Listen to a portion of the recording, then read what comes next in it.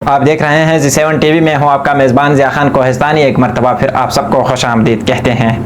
ناظرین، social media کے اوپر ایک خبر چل رہی ہے، گردش کر رہے ہیں۔ آپ نے بخوبی دیکھا ہوگا کہ سینیٹر طلحہ محمود کو اپر کوہستان ہربڑ کے علاقے میں ایک عظیم الشان جلسہ کرنا تھا، لیکن وہاں کے معززین نے کرنے نہیں دیا گیا ہے۔ اس خبر میں کتنے حقائق ہیں، یہاں کے علماء کرام سے جاننے کی کوشش کرتے ہیں، یہاں کے موقع لوگوں سے جاننے کی کوشش کرتے ہیں۔ اپر کوہستان کی بات ہو رہے ہیں، ہربڑ کی بات ہو رہے ہیں، وہاں کے لوگ بہت مہمان نواز لوگ ہیں، پورے کوہستان کے مہمان نواز لوگ ہیں۔ آئیے حقیقت ہے یا جھوٹ پروپیگنڈا ہو رہا ہے، اس خبر کو جاننے کی کوشش کرتے ہیں اور یہاں کے کسی علماء کرام کو ٹیلی فون لائن پر لیتے ہیں۔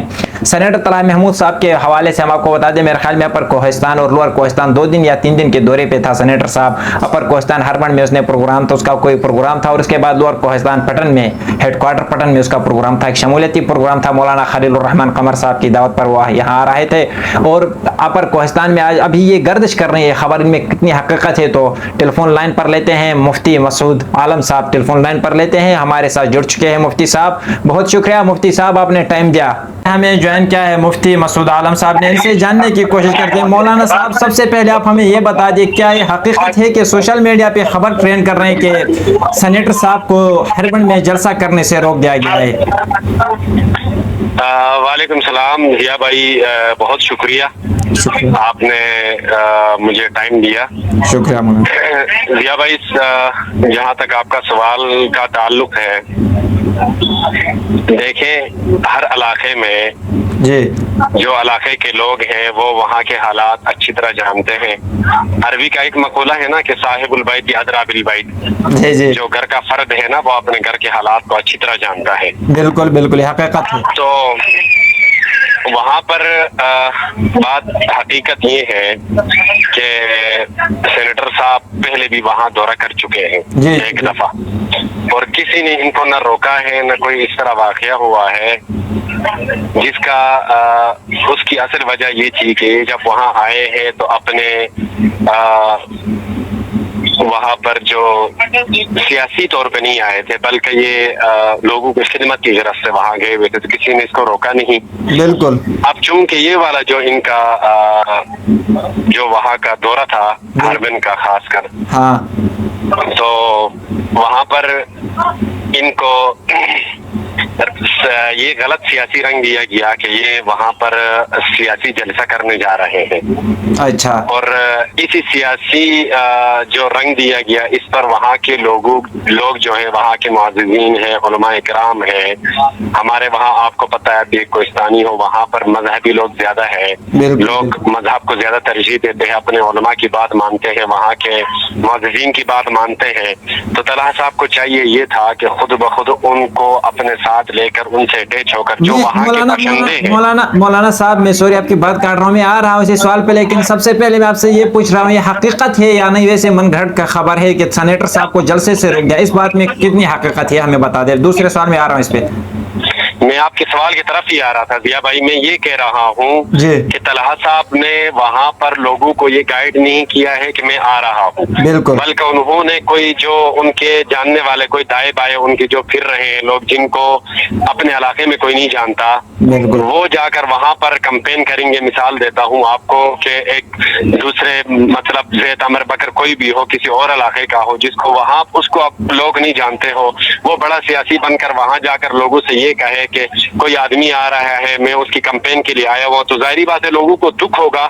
تو لوگوں نے اس وجہ سے طلحہ صاحب کو اس وجہ سے روکا ہوا ہے کہ آپ خود ہمارے پاس آتے، ہمارے معززین سے بات کرتے، علماء کرام سے بات کرتے، تو ہم آپ کو ویلکم کرتے۔ کوہستانی لوگ آپ کو پتہ ہے ایک بہت اچھی قوم ہے، وہ لوگوں کو عزت دیتے ہیں، مہمان نواز لوگ ہیں، لیکن انہوں نے خود اٹیچ ہونے کی بجائے کسی اور بندے کی وساطت سے آنا چاہا، جس کی وجہ سے لوگوں نے ان کو وہاں پر جلسہ کرنے سے روکا ہے۔ یہ حقیقت ہے، جلسہ کرنے سے روکا ہے، بالکل روکا ہے۔ تو مولانا صاحب آپ ہمیں یہ بتا دیں کیا وجہ تھی، کیوں روکا ہے لوگوں نے؟ اسی وجہ سے روکا؟ وجہ ضیاء بھائی میں نے آپ کو پہلے بھی بتا دیا، وجہ سب سے بڑی وجہ یہ ہے کہ وہاں کے جو معززین ہیں، علماء اکرام ہیں ہمارے علاقے کے، وہاں پر وہ رہ رہے ہیں، ان کو سب کچھ پتہ ہے کہ وہاں پر ہماری کیا ضروریات ہے، کیا کچھ ہے۔ اگر وہ ان کے ساتھ بات کر لیتا پہلے سے تو شاید ان کو اچھی طرح پروٹوکول بھی ملتا، عزت بھی ملتی، لوگ اس کو اچھی طرح بٹھا لیتے، لیکن सबसे मेन वजह ये बनी कि इन्होंने उनके साथ मशवरा करने के बजाय किसी और आदमी को भेजा 10-15 दिन पहले के जाकर आप वहां पर हमारे बारे में बताए लोगों को कि हम आ रहे हैं, ये वो है, जिसकी वजह से लोगों ने इस वजह से इनको रिजेक्ट किया है कि आप खुद आ जाते हैं। आपने किसी और बंदे को अपनी नुमाइंदगी के लिए भेजा, जिसकी वजह से हम आपसे नाराज भी हैं, नाला भी हैं, और हम आपको यहाँ पर जलसा करने नहीं देंगे। अच्छा, तो क्या क्या सोल्यूशन है मौलाना साहब इसका? जलसा करने आप किस टाइम इसको देंगे दोबारा?